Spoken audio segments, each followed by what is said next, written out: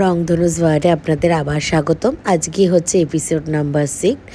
আর আজকে যেহেতু আমাদের এই আলপনা কাজের সেকেন্ড ডে, তো আজকে একটু জোর কদমে কাজেই লেগে পড়েছে। আজকে অনেকটা বেলা করে, মানে অনেকটা সন্ধে করে এসছি আমরা, তাই জন্য আমাদের এই পারের লাইনটা টানা হয়নি, কেন কি ওদিকটা একটু অন্ধকার অন্ধকার আছে, তাই জন্য টানা হয়নি।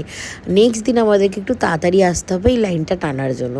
যাই হোক, আমি মাঝখানের গোলটাকে নিয়ে, মানে হাফ সার্কেলটাকে নিয়ে বসলাম, আর ওই দিকটা প্রিয়াঙ্কা করছিল, আর রূপম আবার এই সাইডের ধরেছিল লাইনটা।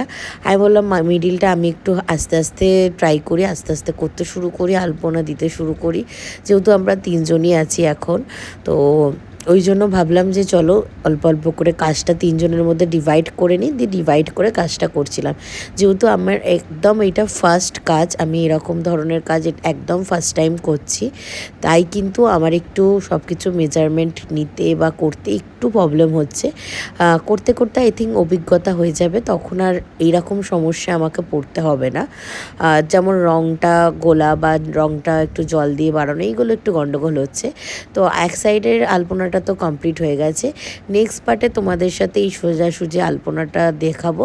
আর আজকের জন্য এইটুকুই। ভালো লাগলে অবশ্যই লাইক করে দিও, সাবস্ক্রাইব করে দিও চ্যানেলটিকে। Tata, bye bye.